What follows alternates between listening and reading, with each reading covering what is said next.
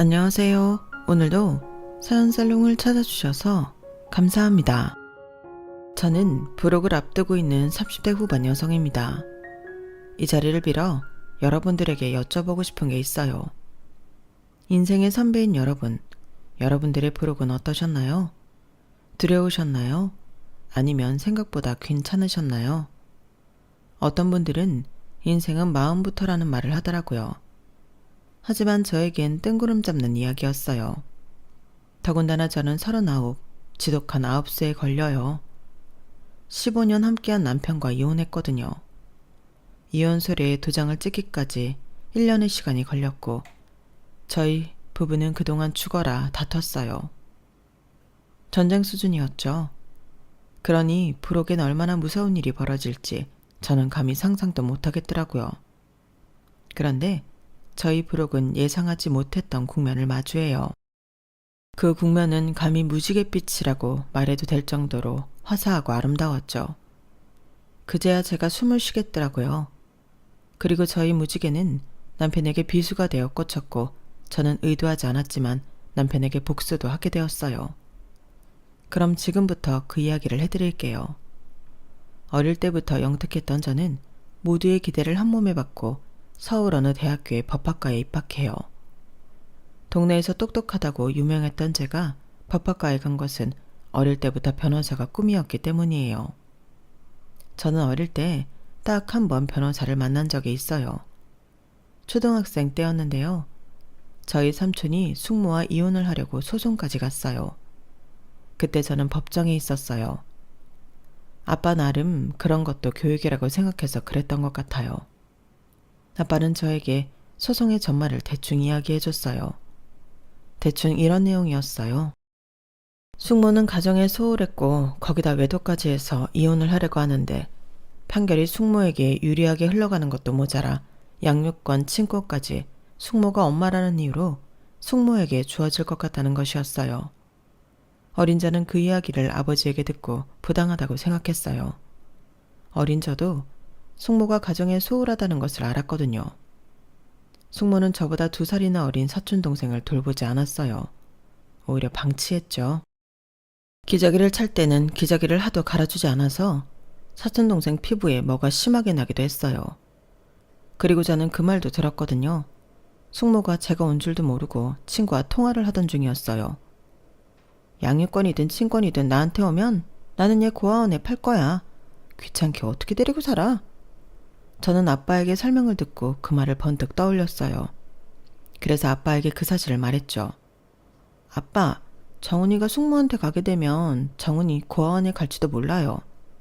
아빠는 그게 무슨 말이냐고 자세히 말해보라고 했어요. 제 이야기를 들은 아빠는 씩씩거리며 법정에서 소란을 일으켰어요. 숙모를 향해 손가락질하며 소리를 질렀죠. 저런 악마 같은 여자한테 조카를 맡길 수 없습니다. 결국 판사는 휴정을 선언했고 그 사이 아빠가 변호사에게 모든 걸 이야기했어요. 그리고 저는 증인으로 신청되어 증언을 했고 숙모로부터 사촌 동생을 지킬 수 있었어요. 그리고 그 이후로 저의 꿈은 변호사가 되었죠. 변호사가 되겠다고 노래를 불렀어요. 저는 처음 본 변호사의 눈빛, 표정, 말투를 잊을 수가 없었어요. 저는 그 변호사처럼 멋지고 든든한 변호사가 되고 싶었어요. 그렇게 말하니 공부를 잘해야 한다더라고요. 그래서 가뜩이나 영특한데 노력까지 해서 우수한 성적을 냈어요. 사람들은 어렸을 때 꿈이 시도 때도 없이 변한다던데 저는 변함없이 변호사를 꿈꾸며 법학과에 진학했어요. 법학과에 진학해 저는 늘 사점대를 유지하며 공부도 잘했을 뿐 아니라 환경보호 동아리 인권위원회에서 활동하기도 했어요. 변호사가 되기 위한 밑거름을 마련했죠. 그런데 발목을 잡혔어요. 연애를 하게 되었거든요. 왜 사랑은 눈을 멀게 한다잖아요. 상대는 2년 선배인 복학생이었어요. 다들 복학생을 조심하라고 했는데 제가 실수했죠. 그 복학생 선배를 저는 한 과목에서 만났어요.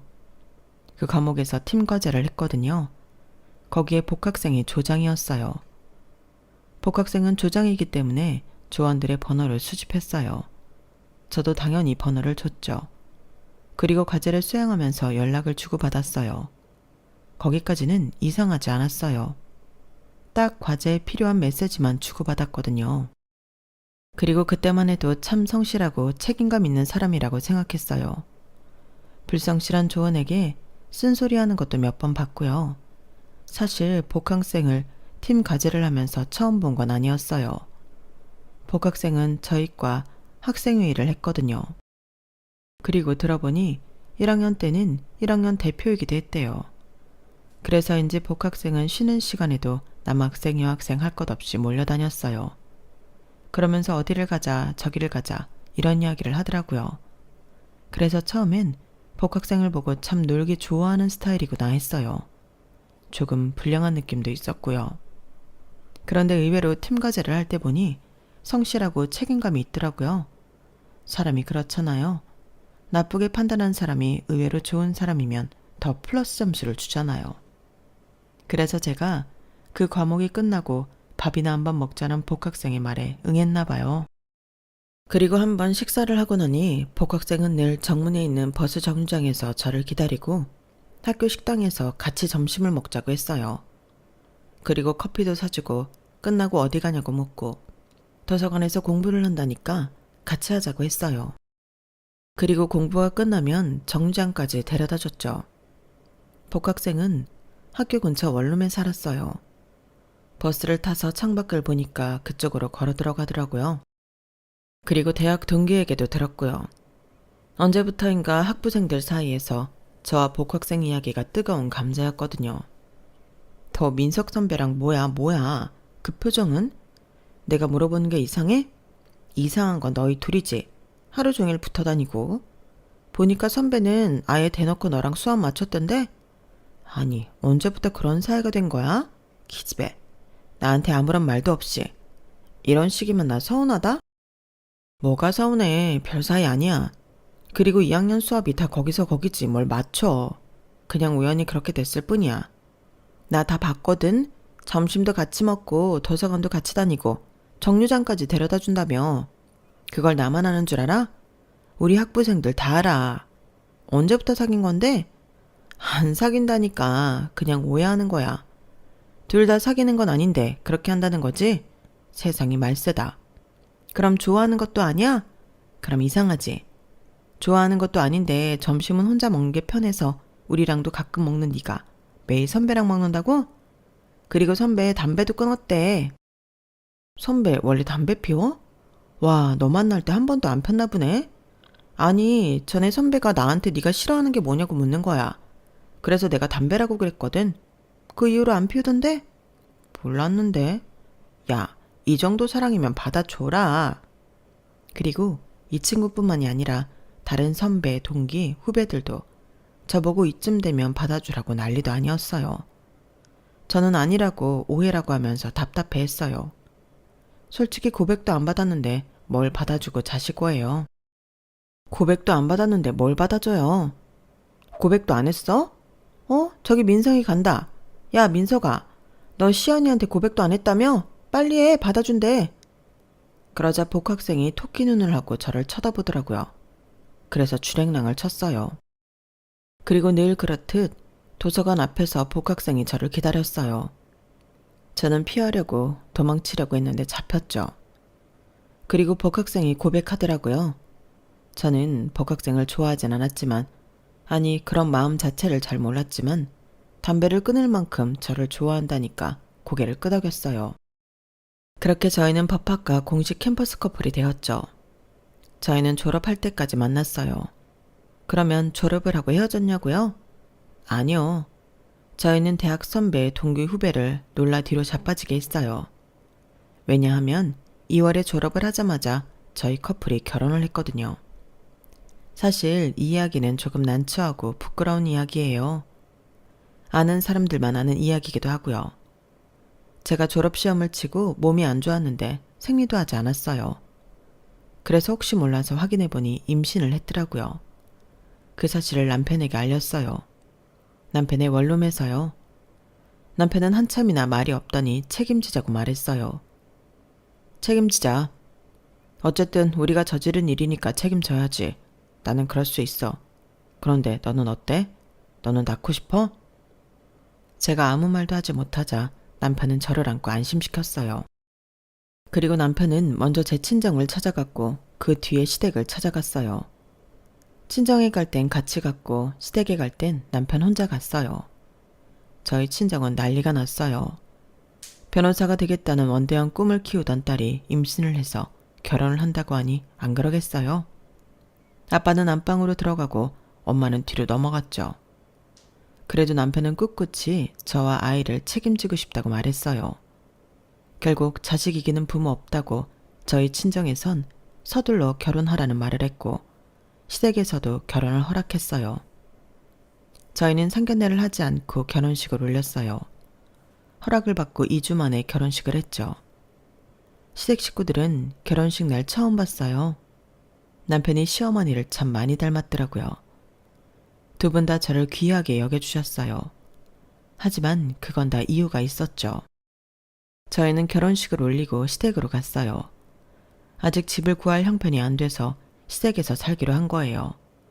시댁이 좀 살았거든요. 남편 방에서 둘이 지내기 충분했어요. 저는 남편의 방에 짐을 풀고 시어머니에게 갔어요. 시어머니는 저를 부엌에 오지 말라고 하더라고요. 나는 우리 시어머니한테 이렇게 배웠어. 며느리는 딸도 아니고 손님이라고. 그래서 부엌해드리면 안 된다고. 여기는 내 공간이니까 앞으로 뭐 필요한 거 있으면 나 찾아라. 그리고 시아버지도 저를 많이 아껴주셨어요. 아직 변호사가 되지도 않았는데 늘 변호사 며느리 하고 저를 불렀어요. 저는 송구스러울 만큼 감사했어요. 그리고 얼른 아이를 낳고 회복해 사법고시에 합격해야겠다고 생각했죠. 그리고 임신을 했을 때도 초기엔 몸이 괜찮아서 틈틈이 공부를 했어요. 그런데 입덧이 오더라고요. 정말 물조차 마시기 힘들었어요. 제가 시름시름 앓으니까 시부모님이 저를 무척 걱정했어요. 그러다 시어머니가 쎄한 표정을 짓더라고요. 너 임신했니? 뜻밖이라는 듯이 설마 그럴 리가 없다는 듯이 저한테 물었어요. 저는 아무것도 모르고 고개를 끄덕였죠. 그러자 시어머니가 비명을 지르는 거예요. 설마 내 아들이 졸업하자마자 결혼한 이유가 임신해서니? 모르셨냐고 하니까 시어머니가 벌떡 일어나 종종걸음 쳤어요. 말을 안 하는데 어떻게 하니? 나는 그런 이야기 난생 처음 듣는다. 여보, 얘 임신했대요. 그래서 결혼한 거래요. 그 말을 듣고 시아버지도 얼어서 아무 말도 못하더라고요. 그러더니 공부를 마치고 돌아온 남편의 뺨을 때렸어요. 파렴치한 놈. 당장 짐 싸서 나가. 네가 감히 나를 속여? 임신? 결혼하기도 전에 임신? 가당치도 않다. 어디 가서 말하기도 창피해. 내가 변호사도 안 된 놈이 결혼한다고 할 때부터 이상했어. 아버지, 아니에요. 임신 사실 엊그저께 알았어요. 정말이에요. 내가 다 들었다. 제가 임신 8주 차라는데 어디서 거짓말이야? 너희들이 결혼한 지가 이제 갓 한 달째다. 계산이 안 맞잖아, 계산이. 당장 짐 싸서 나가라. 꼴도 보기 싫다. 남편이 시부모님 앞에서 빌었고 저도 같이 빌었어요.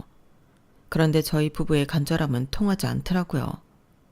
결국 저희는 짐을 싸서 친정으로 갔어요. 어떻게 그런 걸 숨겨? 그게 숨긴다고 될 일이 아니잖아. 내가 얼마나 당황했는지 알아? 그걸 말했으면 허락할 부모님이 아니니까. 그렇지. 그리고 고작 사주인데 배가 부른 것도 아니고. 네가 말만 잘했어도 이렇게 되진 않았다고. 어떻게 할 거야? 그걸 왜 나한테 뒤집어 씌워? 나는 오빠가 정정당당하게 말해서 허락받은 줄 알았지. 대체 무슨 생각이야? 그럼 나보고 어떻게 하라고? 임신했다는 여자친구 앞에서 그럼 지우라고 해? 그 상황에서 그렇게 말할 수 있는 사람이 몇이나 될 것 같아. 게다가 너는 낳을 생각이었잖아. 그럼 결혼밖에 답 없지. 아니야? 책임지겠다며. 나랑 아이 책임지겠다며. 이게 책임지는 거야? 속이는 게 책임지는 거냐고. 우리 아빠 앞에서는 잘만 말했으면서. 니네 부모님이랑 우리 부모님은 다르다고. 아까 한 이야기 못 들었어? 창피하다고 하잖아. 그런 사람 앞에서 솔직? 어차피 이렇게 될 거였어. 그러게, 그런 말은 왜 해? 내가 하나하나 다 설명해야 해? 너 머리 좋은 거 아니었어? 대충 눈치 보면 사이즈 나오잖아. 아, 진짜 너 때문에 되는 일이 없다. 내가 왜 네 실수로 처가살이를 해야 하냐고. 남편은 친정에서 지내게 된 첫날부터 울상이었어요. 하지만 남편은 계속 사법고시를 준비했고 준비하면서 고작 하루에 4시간씩 편의점에서 아르바이트를 했어요. 그러니 분가를 할 만큼 돈이 모이지 않았죠. 저희는 아이가 2살이 될 때까지 처가에 살아요. 아이가 2살이 되었을 때 아빠가 저를 조심스럽게 안방으로 불렀어요. 제가 들어가니 대뜸 얼마나 모았냐고 물어보더라고요. 그때 저희 부부가 남편은 편의점 아르바이트를 하고 저는 집에서 할 수 있는 부업을 해서 300만 원 정도 모았어요. 그래서 그렇게 말씀드렸죠. 그러니 아빠가 통장을 건네더라고요. 거기에 700만 원이 있었어요. 이게 뭐예요? 예슬이 아빠 여기서 지내는 거 많이 불편해하지? 매일 밥만 겨우 먹고 방에서 나오지도 않고 공부는 잘 된다고 하니? 어수선한 집에서 공부도 잘 안 될 텐데. 아니 아빠 이게 뭔데요? 너희 분가해라. 너희가 모은 돈이랑 이 돈 합쳐서 작은 월세방이라도 구해. 이대로 지내다가 우리 관계만 나빠지겠어. 예슬이 아빠가 힘들어하는 거 다 보인다. 그렇게 해서는 시험도 합격하기 힘들 거야. 사람이 마음이 편해야 공부도 잘 되는 거잖아. 저는 아빠의 손을 잡고 처음으로 아빠 앞에서 울었어요. 그리고 방으로 돌아와 아빠의 뜻을 전하니 남편은 화색이 돌더라고요. 평소에 보던 모습이 아니었어요. 남편과 저는 그 다음 날부터 부동산을 돌며 집을 알아봤어요. 그리고 옥탑밭 한 곳에서 살기로 했어요. 아, 속이 다 시원하다. 예슬아, 우리 집이야. 좋지? 반지하보다는 낫겠지. 그래도 좀 춥다. 난방이 여기서 더 못 트는데. 옷을 더 입어. 예슬이도 더 입히고. 나는 춥지도 않고 좋은데. 그렇게 좋아? 당연하지. 너는 친정이라 편했을지 몰라도 나는 얼마나 불편했다고. 네 친정이 좀 좁아. 코딱지만한 판방에서 세 식구 지내는 것도 불편했고 화장실은 하나밖에 없어서 오래 앉아있지도 못하고. 아, 이제 살만 난다. 이러다 올해 사법고시도 합격하겠어. 그랬으면 좋겠네. 자기가 편하면 됐지. 나도 시댁살이 해봐서 알아. 많이 불편했지. 이제 편하게 공부해. 고작 한 달 시댁살이 한 거랑 2년 처가살이 한 거랑 비교하면 안 되지. 그나저나 장인어른이 얼마나 챙겨줬어? 700만 원. 왜? 에이, 고작 700만 원? 장인어른 은행원이라고 안 했어? 차장이라며. 차장이면 꽤 버는 거 아니야? 그런데 700이면 짜다. 딸내미 내쫓는데 그 돈이면 짜지. 내쫓다니. 자기 편하게 지내라고 보태주신 건데 자기들도 불편하니까 돈 쥐어주고 내쫓은 거지. 자기들도 좀 불편했겠어? 너무 은혜롭게만 생각하지 마. 사람들은 이기적이야. 어떻게 해서든 자기 이익을 생각하게 되어 있어. 너도 알잖아. 남편은 그렇게 말하며 공부를 할 거니 부르지 말라고 하나밖에 없는 방으로 들어갔어요. 저는 그때부터 다양한 회사의 법무팀에 입사 지원을 시작했죠. 다행스럽게도 한 회사에서 저를 합격시켜줬어요. 그렇게 첫 출근을 하게 되었죠. 그런데 관문이 있었어요. 아이 때문에요. 저는 처음에 아이를 놓고 가려고 했어요. 집에 남편이 있으니까 그땐 아르바이트도 하지 않고 집에서 공부만 했거든요. 그래서 아이를 좀 맡기려는데 공부를 하는데 아이를 어떻게 보냐며 친정에 맡기라는 거예요. 그래서 저는 정말 미안하지만 아이를 엄마에게 맡기고 출근했어요. 그리고 2번째 관문이 있었어요. 아이가 제가 출근을 할 때마다 울었어요. 매달렸어요. 정말 그런 아이를 떼어놓고 출근하려니 마음이 정말 안 좋더라고요. 그래도 별 수 있나요? 제가 가장인데요. 저는 마음을 강하게 먹었어요. 제가 한 회사의 법무팀에서 일을 하는 동안 남편은 계속 변호사 준비를 했어요. 처음에 저는 말리지 않았어요. 남편의 꿈을 응원해주고 싶었고 어쨌든 저도 꿈이 변호사였기 때문에 남편이라도 되기를 바랐어요. 하지만 남편은 3번째 시험도 4번째 시험도 떨어졌어요. 5번째 시험도 떨어졌죠. 그러는데 솔직히 옆에서 보니까 지치더라고요. 왜냐하면 남편은 정말 공부만 했거든요. 아이를 돌보지도 않았고요. 퇴근하고 집에 돌아가면 집은 엉망이었어요. 그리고 주변에서도 말이 많았어요. 저는 대학 동기들하고 아직도 연락을 하고 있는데 그 친구들을 가끔 만날 때가 있어요. 그럴 때마다 친구들은 저에게 아직도 남편이 사법고시에 합격 못했냐고 물었어요.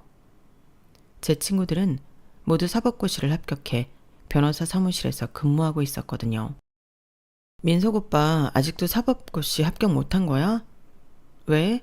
이번에 우리 후배들도 많이 붙었다던데. 그럼 집에서 뭐 하는데?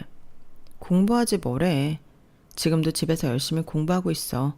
나는 방에 안 데리고 나온 거고. 참, 네가 고생이다. 너는 임신해서 사법고시 한 번도 못 봤는데 니네 남편은 무슨 복으로 몇 번이고 사법시험을 보내? 올해는 꼭 붙어야 할 건데, 그치? 올해는 꼭 붙을 거야. 붙어야지.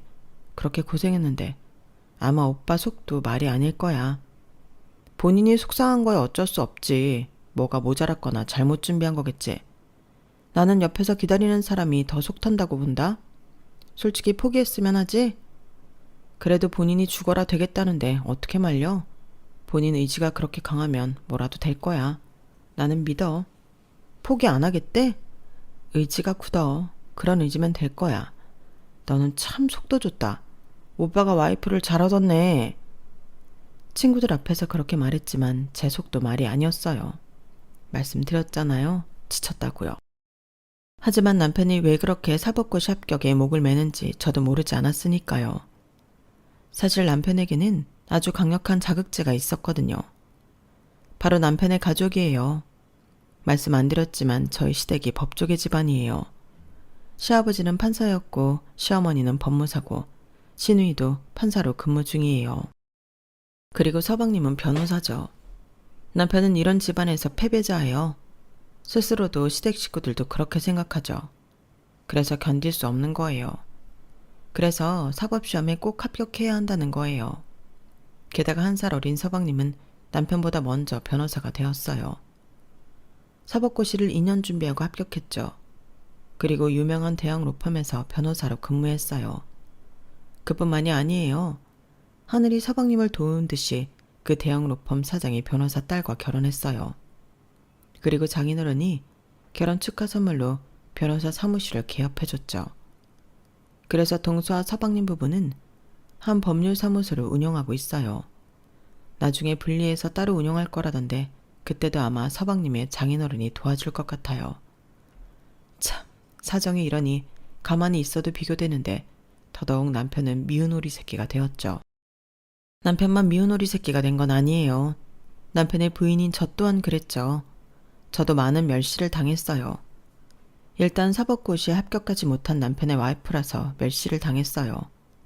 그리고 결국 변호사도 되지 못한 법학과 졸업생 며느리여서 멸시를 당했고요. 또 혼자 임신한 걸 속인 괘씸한 며느리라서 멸시를 당했어요. 시부모님은 제가 첫 아이를 출산할 때도 오지 않았어요. 아이를 처음 본 게 그 다음에 설이었어요.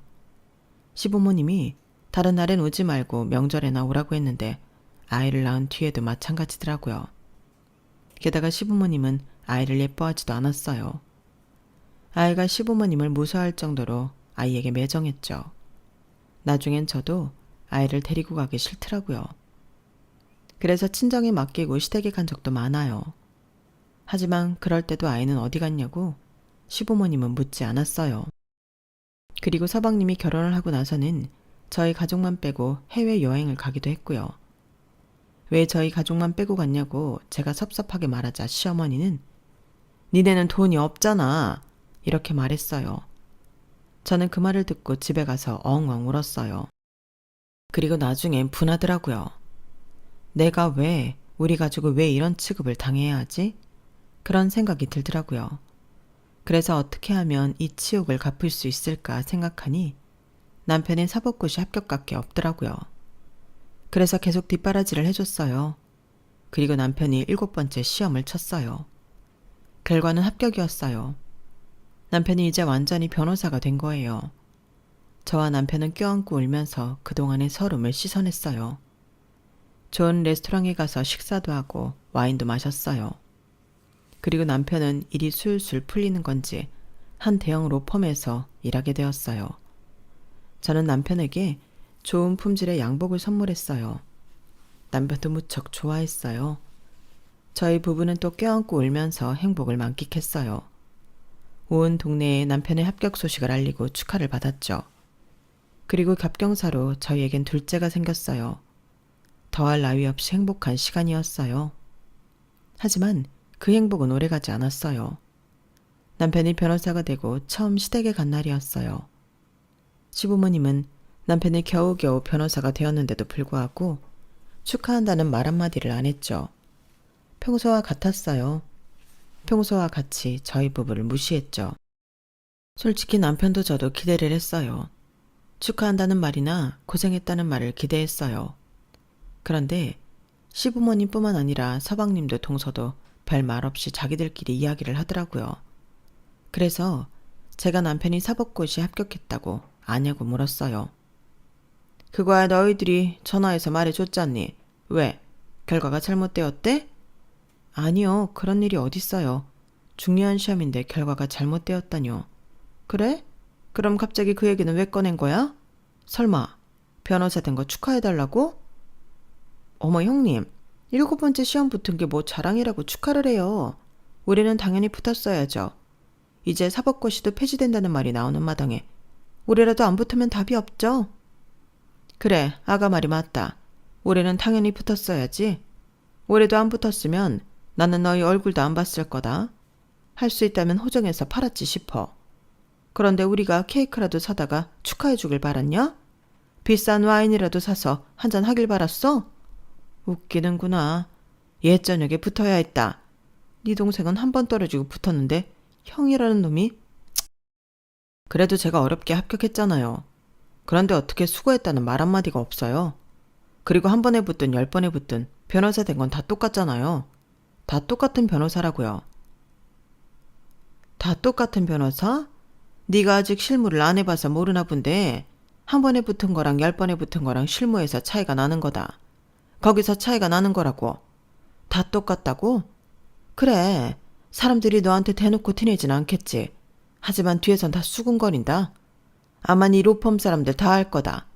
네가 7번 만에 합격한 거 말이야. 그럼 제가 보여드릴게요. 한 번에 붙든 10번에 붙든 능력은 다 똑같다는 거. 다 똑같은 변호사라는 거 보여드릴게요. 제가 동생보다 훨씬 빨리 성과 낼 거고 돈도 많이 벌 겁니다. 장담해요.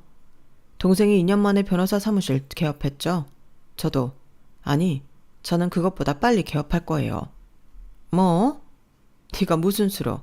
네가 우리 민철이처럼 똑똑하기라니 집안 빵빵한 와이프를 가졌니? 우리 미란이 봐라.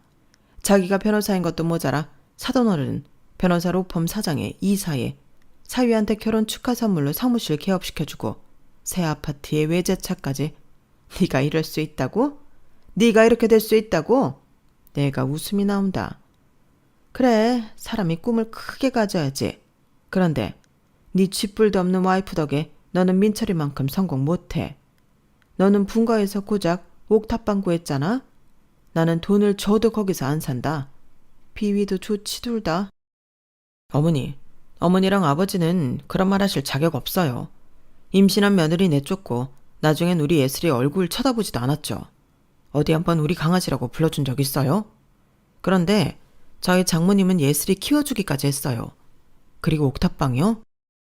그때 어머니 아버지는 뭐 하셨는데요? 저희한테 10원 한 장 보태주시기나 했어요? 그렇지도 않았으면서 어떻게 그런 말을 해요? 저는 남편이 그렇게 말해줘서 정말 고마웠어요. 그렇게 생각하는 줄 몰랐거든요. 저는 남편이 저희 아빠가 은행원 시계나 되면서 700만 원밖에 주지 않았냐고 말했던 것을 오랫동안 기억했는데 그때 그 상처가 식혔어요. 하지만 시부모님은 남편의 반박에 꿈쩍도 안 했어요. 그래, 그렇게 고마운 사돈이 네 할머니 돌아가셨을 때 부조금을 10만 원 하니? 우리 미란이 부모님은 얼마 있는 줄 알아? 무려 500만 원을 했어. 게다가 네 장인 장모는 와서 밥까지 축내고 갔지. 내가 어처구니가 없어서. 어떻게 말을 그렇게 해요? 오신 것만으로도 감사한 일이죠. 누가 오라고 했니? 그런 자리엔 돈만 보내고 안 오는 게 나아. 말이 나와서 하는 말인데 나는 민석이 네가 장인 될 사람이 은행에서 좋은 자리를 맡고 있다고 해서 덜컥 믿었다. 그런데 만년 차장이잖니? 지점장 정도는 되어야 우리랑 수준이 맞지 않겠어? 야, 니네 아빠 언제 승진한다니? 저는 입을 다물 수밖에 없었어요. 저희 아빠가 만년 차장인 건 사실이니까요. 저는 아빠가 승진 문제 때문에 오랫동안 스트레스가 크다는 것을 알면서도 그 순간 아빠를 원망했어요. 그리고 제 자신이 너무 초라하게 느껴졌죠. 법학과를 다니던 시절 저는 정말 변호사가 되고 싶었어요. 변호사가 되어 어려운 사람들에게 도움이 되고 싶었죠. 하지만 예기치 못한 순간에 아이가 생기고 엄마가 되었잖아요. 그리고 엄마가 된 저는 변호사가 되기 위한 시험을 단 한 번도 치르지 못했고요. 하지만 그럼에도 저는 불행하지 않았어요. 아내의 삶이, 엄마의 삶이 행복했어요. 변호사의 꿈이 좌절된 게 아니라 제게 새로운 삶이 찾아온 거라고 그렇게 생각했어요. 그런데 그 순간 그런 저의 울타리가 와르르 무너졌어요. 생각이 쓰나미가 마을을 뒤엎듯이 엉망이 되었죠. 저는 제가 부끄러웠어요. 변호사가 되지 못한 것도, 누군가의 아내가 된 것도, 누군가의 엄마가 된 것도, 만년 차장의 딸인 것도 부끄러웠어요. 그래서 아무 말도 못하고 시댁에서 나왔어요. 친정에 가서 아이들을 데리고 집으로 가는 길에 저희 부부는 한마디도 대화를 하지 않았죠. 저희 부부는 그날 일을 없었던 일처럼 생각 저편에 치워둔 듯이 그때 일을 언급조차 하지 않았어요. 하지만 상처로 남았죠. 제 마음뿐 아니라 남편의 마음까지 콕콕 찔렀어요.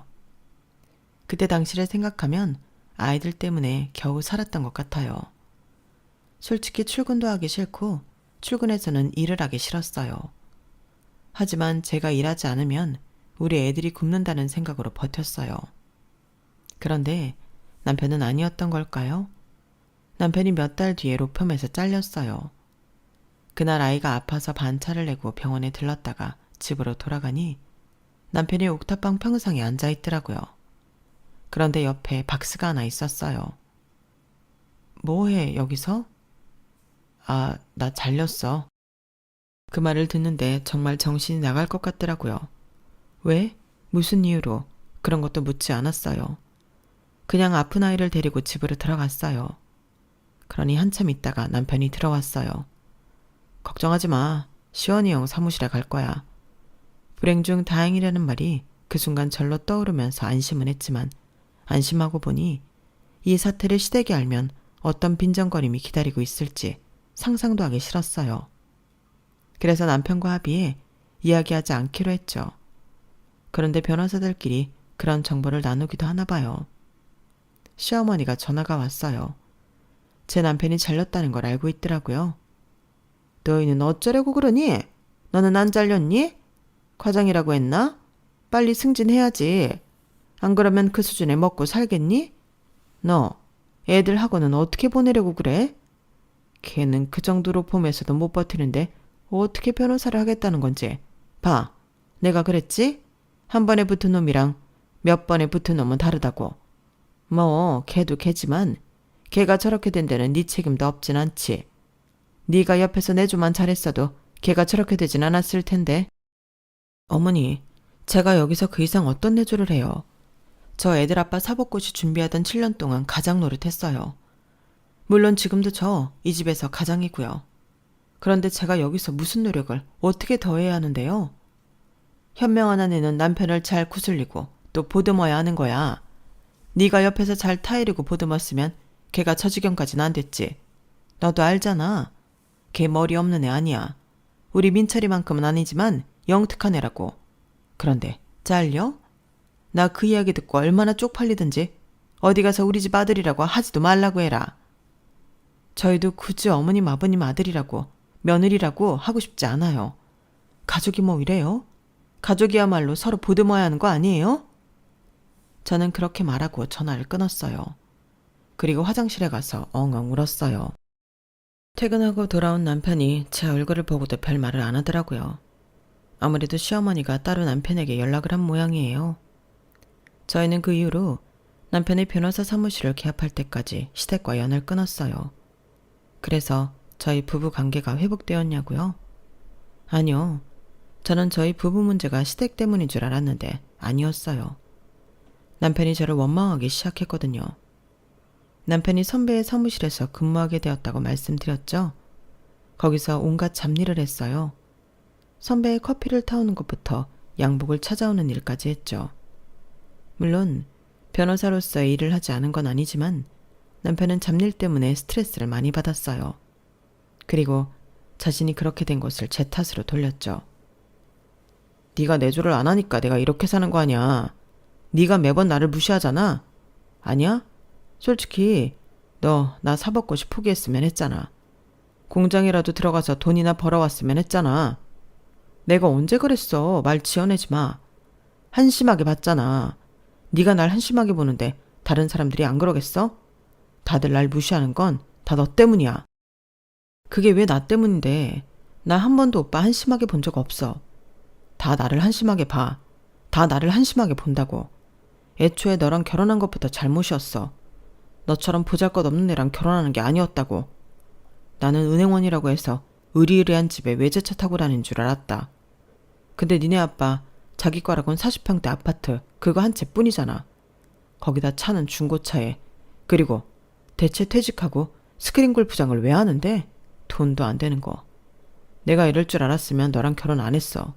그때 애 지우라고 했다고. 우리 아빠가 스크린 골프장 하는 게 뭐? 그럼 널 위해서 뭘 해야 하는데? 대체 우리 아빠가 널 위해서 왜 해야 하는데? 꼴랑 아마추어 대회 몇 개 나가서 우승한 거 가지고 장사가 잘 될 것 같아? 자격증 몇 개 따고 뭐? 골프 강습을 한다고? 세상이 그렇게 쉬워 보여? 그게 됐음 너도 나도 강습하게. 웃기지 마. 곧 망해. 네 아빠 잘 봐라. 남편은 아빠가 시작한 골프 사업도 무시했어요. 그렇게 몇 년 뒤에 남편은 대출을 받아 변호사 사무실을 냈어요. 저는 여전히 냉전 중이지만 축하하는 의미로 화분을 사들고 변호사 사무실로 갔어요. 남편이 별 감흥 없는 표정으로 화분을 보더니 아무데나 놓으라고 하더군요. 그리고 저에게 커피를 타주고 서류를 내밀었어요. 보니까 이혼 서류더라고요. 이게 뭐야? 보면 알잖아. 그냥 쓰라는 대로 쓰면 돼. 갑자기 왜 이래? 갑자기라니. 우리 몇 년 동안 냉전이었어.